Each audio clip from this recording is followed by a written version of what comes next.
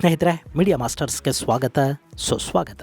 ಗೆಳೆಯರೆ, ಭಾರತದ ರೂಪಾಯಿ ವಿಷಯದಲ್ಲಿ ರಷ್ಯಾ ಒಂದು ದೊಡ್ಡ ನಿರ್ಧಾರವನ್ನ ಕೈಗೊಳ್ಳೋದಕ್ಕೆ ಹೋಗ್ತಾ ಇದೆ. ಇನ್ನು ಮುಂದೆ ಬಾಂಗ್ಲಾದೇಶದ ಜೊತೆ ರಷ್ಯಾ ಮಾಡುವ ವ್ಯಾಪಾರ ವಹಿವಾಟುಗಳಿಗೆ ಬಾಂಗ್ಲಾದೇಶ ರಷ್ಯಾಗೆ ಕೊಡಬೇಕಿರೋ ಹಣ ಏನಿದೆ ಅದರ ಪಾವತಿಗಾಗಿ ಡಾಲರ್ ಬದಲು ರೂಪಾಯಿಯನ್ನ ಬಳಸೋ ಬಗ್ಗೆ ಯೋಚಿಸಲಾಗ್ತಾ ಇದೆ. ಈ ಬಗ್ಗೆ ಈಗಾಗಲೇ ಬಾಂಗ್ಲಾ ಹಾಗೂ ರಷ್ಯಾದ ವಿದೇಶಾಂಗ ಇಲಾಖೆಗಳ ನಡುವೆ ಮಾತುಕತೆಗಳು ಕೂಡ ನಡೆದಿದ್ದು, ಡಿ-ಡಾಲರೈಸೇಷನ್ ಪ್ರಯತ್ನಗಳನ್ನ ಮಾಡ್ತಾ ಇರೋ ರಷ್ಯಾ ಇಲ್ಲಿ ಭಾರತದ ಕರೆನ್ಸಿಯಲ್ಲಿ ಪೇಮೆಂಟ್ಗಳನ್ನ ತಗೊಳ್ಳೋದಕ್ಕೆ ಸಿದ್ಧ ಆಗ್ತಾ ಇದೆ. ರಷ್ಯಾಗೆ ಭಾರತ ಅಲ್ಲದೆ ಚೈನಾದ ಕರೆನ್ಸಿ ಕೂಡ ಇದೆ. ಇನ್ನು ಬಾಂಗ್ಲಾದೇಶ ಹಾಗೂ ಚೈನಾ ನಡುವೆ ಸಂಬಂಧಗಳು ತುಂಬಾ ಚೆನ್ನಾಗಿವೆ. ಚೈನಾ ತನ್ನ ಕರೆನ್ಸಿಯನ್ನ ಜಾಗತಿಕ ಕರೆನ್ಸಿಯನ್ನಾಗಿ ಮಾಡೋದಕ್ಕೆ ಪ್ರಯತ್ನಗಳನ್ನು ಮಾಡ್ತಾ ಇದೆ. ಇಷ್ಟಿದ್ರೂ ಇಲ್ಲಿ ಚೈನಾದ ಯುವಾನ್ ಅನ್ನು ಬಿಟ್ಟು ಭಾರತದ ರೂಪಾಯಿಯ ಕಡೆಗೆ ಯಾಕೆ ರಷ್ಯಾ ಬಾಂಗ್ಲಾಗಳು ಒಲವನ್ನು ತೋರಿಸ್ತಾ ಇವೆ? ಇಲ್ಲಿ ಭಾರತದ ಕರೆನ್ಸಿಯಲ್ಲಿ ವಹಿವಾಟು ಮಾಡೋದ್ರಿಂದ ರಷ್ಯಾಗಾಗುವ ಅನುಕೂಲ ಏನು, ಭಾರತಕ್ಕೇನು ಲಾಭ ಆಗುತ್ತೆ? ಬನ್ನಿ ನೋಡೋಣ.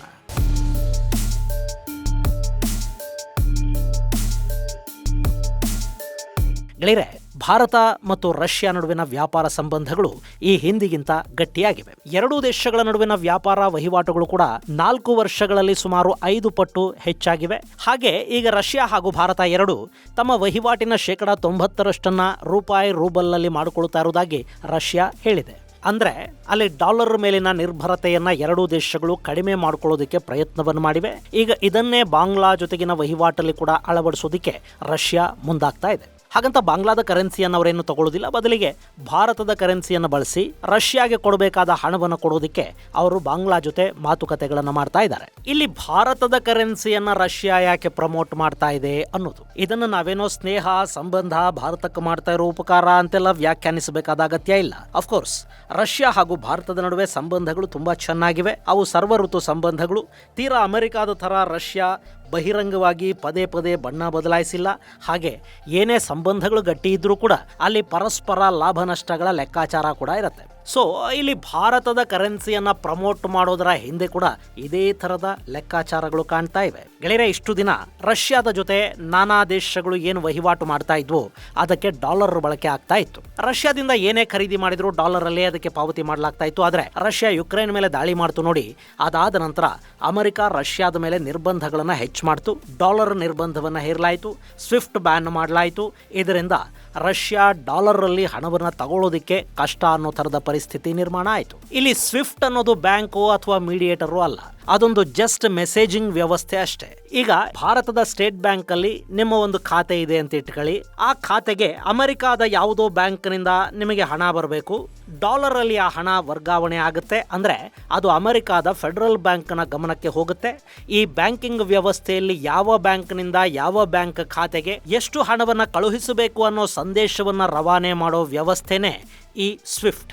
ಯಾವುದೇ ದೇಶದ ಬ್ಯಾಂಕ್ಗಳನ್ನು ಸ್ವಿಫ್ಟ್ ವ್ಯವಸ್ಥೆಯಿಂದ ಹೊರಗಿಟ್ರೆ ಹಣ ವರ್ಗಾವಣೆಯ ಸಂದೇಶ ವ್ಯವಸ್ಥೆಯಿಂದಲೇ ಹೊರಗಿಟ್ಟ ಹಾಗಾಗತ್ತೆ. ಇಲ್ಲಿ ರಷ್ಯಾದ ಮೇಲೆ ಸ್ವಿಫ್ಟ್ ನಿರ್ಬಂಧ ಹೇರೋ ಮೂಲಕ ಅವರು ವಿದೇಶಿ ಬ್ಯಾಂಕ್ಗಳ ಮೂಲಕ ಡಾಲರ್ ಅಲ್ಲಿ ವಹಿವಾಟು ಮಾಡೋದಿಕ್ಕೆ ಆಗದ ಹಾಗೆ ಅಮೆರಿಕ ಮಾಡಿಡ್ತು. ಹೀಗಾಗಿ ರಷ್ಯಾ ತನ್ನ ವ್ಯಾಪಾರಕ್ಕೆ ಬೇರೆ ಕರೆನ್ಸಿಯನ್ನ ನೋಡ್ಕೋಬೇಕಾಗಿ ಬಂತು. ಒಂದಷ್ಟು ದೇಶಗಳು UAE ಕರೆನ್ಸಿಯ ಮೂಲಕ ರಷ್ಯಾದ ಜೊತೆ ವಹಿವಾಟನ್ನು ಮಾಡಿದ್ರೆ, ಮತ್ತೆ ಕೆಲ ದೇಶಗಳು ಚೈನಾದ ಯುವಾನ್ ಮೂಲಕ ವ್ಯಾಪಾರ ಮಾಡಿದ್ವು. ಭಾರತ ರಷ್ಯಾ ನಡುವೆ ವ್ಯಾಪಾರ ಕೂಡ ದೊಡ್ಡದಾಗ್ತಾ ಹೋಯಿತು. ಯುದ್ಧ ಶುರುವಾಗೋ ಮೊದಲು ಬರೀ $13 ಬಿಲಿಯನ್ ನಷ್ಟಿದ್ದ ವಹಿವಾಟು ಯುದ್ಧ ಶುರುವಾದ ನಂತರ $65 ಬಿಲಿಯನ್ ಅನ್ನು ತಲುಪಿತು. ಭಾರತ ದೊಡ್ಡ ಪ್ರಮಾಣದಲ್ಲಿ ರಷ್ಯಾದ ಸಬ್ಸಿಡಿ ತೈಲವನ್ನು ಆಮದು ಮಾಡಿಕೊಳ್ತಾ ಹೋಯಿತು. ರಷ್ಯಾ ಕೂಡ ಭಾರತದ ಔಷಧಗಳು, ಟೀ, ಆಟೋಮೊಬೈಲ್ಸ್ ಹಾಗೂ ಇನ್ನಿತರ ವಸ್ತುಗಳ ಆಮದನ್ನು ಹೆಚ್ಚು ಮಾಡಿತು. ಹೀಗಾಗಿ ಇಲ್ಲಿ ಭಾರತ ರಷ್ಯಾಗಳು ರೂಪಾಯಿ ರೂಬಲ್ ಅಲ್ಲಿ ವಹಿವಾಟನ್ನು ಶುರು ಮಾಡಿದ್ವು. ಅದು ಈಗಲೂ ನಡೀತಾ ಇದೆ. ಭಾರತದ ಬ್ಯಾಂಕುಗಳು ಸ್ಪೆಷಲ್ ಓಸ್ತ್ರೋ ಅಕೌಂಟ್ಗಳ ಮೂಲಕ ರಷ್ಯಾಗೆ ಪೇಮೆಂಟ್ ಅನ್ನು ಮಾಡ್ತಾ ಇವೆ. ಈಗ ಇದೇ ಥರದ ವ್ಯವಸ್ಥೆ ಬಾಂಗ್ಲಾಗೆ ಕೂಡ ಅನ್ವಯಿಸೋದಕ್ಕೆ ರಷ್ಯಾ ಹೋಗ್ತಾ ಇದೆ. ಗೆಳೆಯರೆ, ನೀವು ಯೂಟ್ಯೂಬಲ್ಲಿ ವಿಡಿಯೋಗಳನ್ನು ನೋಡೋದಷ್ಟೇ ಅಲ್ಲ, ಇಲ್ಲಿ ನೀವು ಕೂಡ ಒಂದಷ್ಟು ವಿಡಿಯೋಗಳನ್ನು ಕ್ರಿಯೇಟ್ ಮಾಡಬಹುದು. ಆ ಮೂಲಕ ಒಂದಷ್ಟು ಹಣ ಕೂಡ ಗಳಿಸೋದಕ್ಕೆ ಅವಕಾಶ ಇರುತ್ತೆ. ಅಷ್ಟೇ ಅಲ್ಲ, ನೀವು ಯಾವುದೋ ವ್ಯಾಪಾರ ಮಾಡ್ತಾ ಇದ್ದೀರಿ, ನಿಮಗೇನೋ ಟ್ಯಾಲೆಂಟ್ ಇದೆ, ನಿಮಗೆ ಬೇರೆಯವರಿಗೆ ಗೊತ್ತಿದ್ದಕ್ಕಿಂತಲೂ ಸ್ವಲ್ಪ ಹೆಚ್ಚು ಏನೋ ಗೊತ್ತಿದೆ, ಒಂದಷ್ಟು ಸಮಯ ಇದೆ, ಅದನ್ನು ಕ್ರಿಯೇಟಿವ್ ಆಗಿ ಬಳಸ್ಕೊಳ್ಳೋ ಮನಸ್ಸಿದೆ ಅಂದರೆ ಖಂಡಿತ ನೀವೊಂದು ಯೂಟ್ಯೂಬ್ ಚಾನಲನ್ನು ಮಾಡಬಹುದು ಮತ್ತು ಅದರಿಂದ ನಿಮ್ಮ ಟ್ಯಾಲೆಂಟನ್ನು, ನಿಮಗೆ ಗೊತ್ತಿರೋ ವಿಷಯಗಳನ್ನು ಜನಕ್ಕೆ ತಲುಪಿಸೋದಷ್ಟೇ ಅಲ್ಲ, ನೀವೊಂದಷ್ಟು ಹಣವನ್ನು ಗಳಿಸೋದಕ್ಕೆ ಸಾಧ್ಯ ಆಗುತ್ತೆ. ಅದಕ್ಕೆ ನೀವೇನು ಹೆಚ್ಚು ತಲೆ ಕೆಡಿಸ್ಕೋಬೇಕಾದ ಅಗತ್ಯ ಇಲ್ಲ. ಯೂಟ್ಯೂಬನ್ನು ಹೇಗೆ ಮಾಡಬೇಕು ಅದನ್ನ ಹೇಗೆ ಮುಂದುವರಿಸ್ಕೊಂಡು ಹೋಗಬೇಕು ಅನ್ನೋ ತರಬೇತಿಯನ್ನ ನಾವು ಕೊಡ್ತೀವಿ. ಹಾಗೆ ಈಗಾಗಲೇ ನೀವು ಚಾನಲ್ ಅನ್ನ ಮಾಡಿದಿರಿ, ಅದನ್ನ ಹೇಗೆ ಮುಂದುವರಿಸ್ಕೊಂಡು ಹೋಗಬೇಕು ಅನ್ನೋದು ನಿಮಗೆ ಗೊತ್ತಿಲ್ಲದೆ ಇದ್ರು ನಿಮಗೆ ಅದರ ತರಬೇತಿಯನ್ನು ಕೂಡ ನಾವು ಕೊಡ್ತಾ ಇದ್ದೀವಿ. ಆಗಸ್ಟ್ 14, 15 ಮತ್ತು 16ನೇ ತಾರೀಕು ಯೂಟ್ಯೂಬ್ ತರಬೇತಿ ಶಿಬಿರವನ್ನು ನಮ್ಮಲ್ಲಿ ಆಯೋಜನೆ ಮಾಡ್ತಾ ಇದ್ದೀವಿ. Scripting, editing, voice modulation, YouTube optimisation, security ಮತ್ತು ಆರ್ಟಿಫಿಷಿಯಲ್ ಇಂಟೆಲಿಜೆನ್ಸನ್ನು ಬಳಸಿ ನೀವು ಹೇಗೆಲ್ಲ ಏನೆಲ್ಲ ಮಾಡ್ಕೊಳ್ಳೋದಕ್ಕೆ ಸಾಧ್ಯ ಆಗುತ್ತೆ ಅನ್ನೋದನ್ನ ಈ 3 ದಿನಗಳ ತರಬೇತಿಯಲ್ಲಿ ನಿಮಗೆ ಹೇಳಿಕೊಡಲಾಗುತ್ತೆ. ಹೆಚ್ಚಿನ ಮಾಹಿತಿಗಾಗಿ 9972379459 9972379459 ನಂಬರ್ಗೆ ಕರೆ ಮಾಡಿ.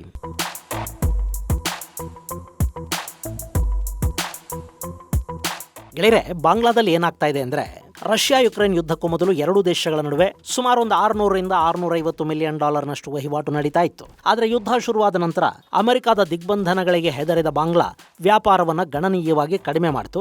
ಈಗ ಎರಡೂ ದೇಶಗಳ ನಡುವೆ ಇರೋದು ಕೇವಲ $250 ಮಿಲಿಯನ್ ವ್ಯಾಪಾರ.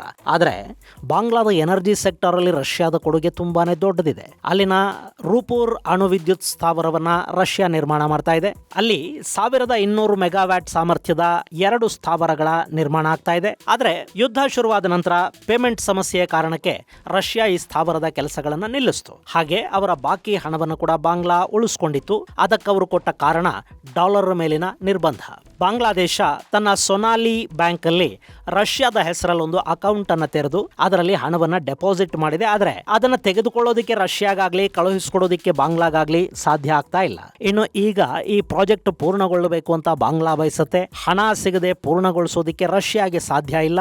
ರಷ್ಯಾಗೆ ಕೊಡಬೇಕಾದ ಸಾಲದ ಹಣವನ್ನ ಬಾಂಗ್ಲಾ ಪಾವತಿ ಮಾಡಬೇಕಾದ ಒತ್ತಡಕ್ಕೆ ಸಿಲುಕ್ತಾ ಇದೆ. ಇಷ್ಟು ದಿನ ಅಲ್ಲಿ ಯೂನಸ್ ಅನ್ನು ಅರಿವುಗೇಡಿ ಇದ್ದ. ಹೀಗಾಗಿ ರಷ್ಯಾ ಹಾಗೂ ಬಾಂಗ್ಲಾ ನಡುವಿನ ಈ ಯೋಜನೆ ಹಾಗೆ ನೆನೆಗುದಿಗೆ ಬಿದ್ದಿತ್ತು ಮತ್ತು ರಷ್ಯಾದ ಸಾಲ ಕೂಡ ಹೆಚ್ಚಾಗ್ತಾ ಹೋಗ್ತಾ ಇತ್ತು. ಆದ್ರೆ ಈಗ ಅಲ್ಲಿಗೊಂದು ಚುನಾಯಿತ ಸರ್ಕಾರ ಬಂದಿದೆ. ಅವರು ಸುಮ್ಮನೆ ಕೂತ್ಕೊಳ್ಳೋದಿಕ್ಕೆ ಆಗೋದಿಲ್ಲ. ಹಾಗೇನಾದ್ರೂ ಆದ್ರೆ ಬಾಂಗ್ಲಾ ಡಿಫಾಲ್ಟರ್ ಅನ್ನಿಸ್ಕೋಬೇಕಾಗುತ್ತೆ. ಜೊತೆಗೆ ರಷ್ಯಾ ಜೊತೆಗಿನ ವ್ಯಾಪಾರಗಳನ್ನ ಹೆಚ್ಚು ಮಾಡ್ಕೊಳ್ಳೋ ಬಗ್ಗೆ ಕೂಡ ಬಾಂಗ್ಲಾ ಪ್ರಯತ್ನಗಳನ್ನ ಆರಂಭ ಮಾಡಿದೆ. ಅವರು ಈ ಹಿಂದೆ ರಷ್ಯಾದಿಂದ ಅತಿ ಹೆಚ್ಚು ಗೋಧಿಯನ್ನ ಆಮದು ಮಾಡ್ಕೊಳ್ತಾ ಇದ್ರು. ಈಗ ಅದು ಕೂಡ ನಿಂತು ಹೋಗಿದೆ ಪೇಮೆಂಟ್ ಕಾರಣಕ್ಕೆ. ಸೊ ವ್ಯಾಪಾರ ಸಂಬಂಧಗಳನ್ನ ಹೆಚ್ಚು ಮಾಡ್ಕೋಬೇಕು ಮತ್ತು ರೂಪೂರ್ ಅಣು ವಿದ್ಯುತ್ ಯೋಜನೆಗೆ ಮತ್ತೆ ಚಾಲನೆಯನ್ನ ಕೊಡಬೇಕು ಅನ್ನೋ ನಿಟ್ಟಲ್ಲಿ ಮಾತುಕತೆಗಾಗಿ ಕಳೆದ ತಿಂಗಳು ಬಾಂಗ್ಲಾದ ವಿದೇಶಾಂಗ ಸಚಿವ ಖಲೀಲುರ್ ರೆಹಮಾನ್ ನೇತೃತ್ವದ ನಿಯೋಗ ರಷ್ಯಾಗೆ ಹೋಗಿತ್ತು. ಆ ಸಂದರ್ಭದಲ್ಲಿ ಭಾರತದ ಕರೆನ್ಸಿಯನ್ನು ಬಳಸಿ ಪೇಮೆಂಟ್ ಮಾಡೋದಕ್ಕೆ ರಷ್ಯಾ ಬಾಂಗ್ಲಾಗೆ ಸಲಹೆಯನ್ನು ಕೊಟ್ಟಿದೆ. ಈಗ ಅದರ ಬಗ್ಗೆ ಮತ್ತೆ ಮಾತುಕತೆಗಳು ಶುರುವಾಗ್ತಾ ಇವೆ. ಇಷ್ಟರಲ್ಲೇ ಬಾಂಗ್ಲಾ ಭಾರತದ ಕರೆನ್ಸಿಯ ಬಳಕೆ ಬಗ್ಗೆ ಒಂದು ನಿರ್ಧಾರವನ್ನು ಕೈಗೊಳ್ಳುತ್ತೆ.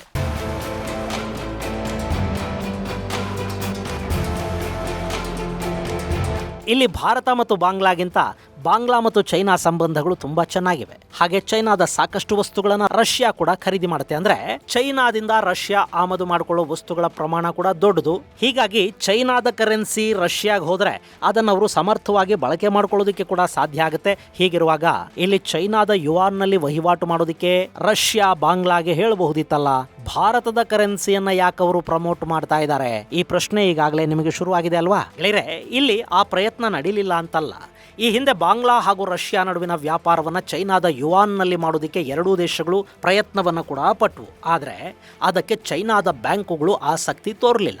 ರಷ್ಯಾದ ಜೊತೆ ನೇರವಾಗಿ ವಹಿವಾಟನ್ನ ನಡೆಸ್ತಾ ಹೋದ್ರೆ ಅಮೆರಿಕದ ಸೆಕೆಂಡರಿ ಸ್ಯಾಂಕ್ಷನ್ಸ್ಗೆ ತುತ್ತಾಗಬೇಕಾಗತ್ತೆ ಅಂತ ಚೈನಾ ಸ್ವಲ್ಪ ಹಿಂದೇಟ್ ಹಾಕ್ತು. ಇಲ್ಲಿ ಅಮೆರಿಕದ ಸ್ಯಾಂಕ್ಷನ್ಗೆ ತುತ್ತಾದ್ರೆ ಚೈನಾದ ಬ್ಯಾಂಕುಗಳು ಅಂತಾರಾಷ್ಟ್ರೀಯ ವಹಿವಾಟುಗಳನ್ನು ಮಾಡೋದು ಕಷ್ಟ ಆಗುತ್ತೆ. ಡಾಲರ್ ಅನ್ನೋದು ಇವತ್ತು ಜಾಗತಿಕ ಕರೆನ್ಸಿ. ಜಗತ್ತಿನ ಬಹುತೇಕ ಎಲ್ಲ ದೇಶಗಳು ಡಾಲರಲ್ಲೇ ವಹಿವಾಟನ್ನು ಮಾಡುತ್ತವೆ.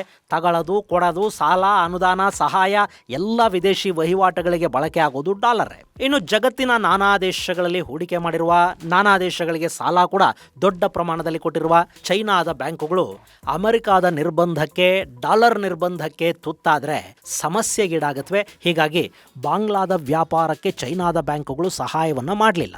ಸೊ ಚೈನಾ ಕರೆನ್ಸಿಯಲ್ಲಿ ವ್ಯಾಪಾರ ಮಾಡುವ ಬಾಂಗ್ಲಾ ರಷ್ಯಾ ಪ್ರಯತ್ನ ಅಲ್ಲಿ ಫಲ ಕೊಡಲಿಲ್ಲ. ಹೀಗಾಗಿ ಭಾರತದ ಕರೆನ್ಸಿಯನ್ನ ಬಳಸಿ ಅಂತ ರಷ್ಯಾ ಈಗ ಬಾಂಗ್ಲಾಗೆ ಹೇಳ್ತಾ ಇದೆ. ಹಾಗಾದ್ರೆ ಭಾರತದ ಕರೆನ್ಸಿಯಲ್ಲಿ ಸಮಸ್ಯೆ ಇಲ್ವಾ? ಸ್ಯಾಂಕ್ಷನ್ಸ್ ಭಾರತದ ಮೇಲೆ ಬೀಳೋದಿಲ್ವಾ? ಇಲ್ಲಿ ಚೈನಾ ಮತ್ತು ಅಮೆರಿಕ ನಡುವಿನ ಸಂಬಂಧಗಳಿಗೂ ಭಾರತ ಮತ್ತು ಅಮೆರಿಕ ನಡುವಿನ ಸಂಬಂಧಗಳಿಗೂ ಸ್ವಲ್ಪ ವ್ಯತ್ಯಾಸ ಇದೆ. ಅಮೆರಿಕ ಚೈನಾನ ತನ್ನ ತಕ್ಷಣದ ಪ್ರತಿಸ್ಪರ್ಧಿ ಅಂತ ನೋಡುತ್ತೆ. ಆದ್ರೆ ಭಾರತವನ್ನ ಅಷ್ಟು ಸೀರಿಯಸ್ ಆಗಿ ಅವರಿನ್ನು ತಗೊಂಡಿಲ್ಲ. ಇನ್ನು ಭಾರತ ಮತ್ತು ರಷ್ಯಾ ನಡುವೆ ಈಗಾಗಲೇ ರೂಪಾಯಿ ರೂಬಲ್ ರೂಬೆಲ್ ಪೇಮೆಂಟ್ ಮೆಕ್ಯಾನಿಸಮ್ ಒಂದು ನಡೀತಾ ಇದೆ. ಭಾರತದ ಬ್ಯಾಂಕುಗಳು ಓಸ್ಟ್ರೋ ಅಕೌಂಟ್ಗಳ ಮೂಲಕ ರಷ್ಯಾ ಜೊತೆಗಿನ ವಹಿವಾಟನ್ನ ಆರಂಭ ಮಾಡಿ ಈಗಾಗಲೇ 2 ವರ್ಷಗಳು ಕಳೆದು ಹೋಗಿವೆ. ಇನ್ನು ಭಾರತ ಕೂಡ ತನ್ನ ಕರೆನ್ಸಿಯನ್ನ ಜಾಗತಿಕ ಕರೆನ್ಸಿಯನ್ನಾಗಿ ಮಾಡಿಕೊಳ್ಳುವ ಉತ್ಸಾಹದಲ್ಲಿದೆ. ಹೀಗಾಗಿ ಅಲ್ಲಿ ರೂಪಾಯಿಯಲ್ಲಿ ವಹಿವಾಟಿನಿಂದ ದೊಡ್ಡ ಸಮಸ್ಯೆ ಆಗಲಾರದು ಅಂತ ಭಾವಿಸಲಾಗ್ತಾ ಇದೆ. ಇನ್ನು ಇದರಿಂದ ರಷ್ಯಾಗ ಲಾಭ ಆಗತ್ತಾ?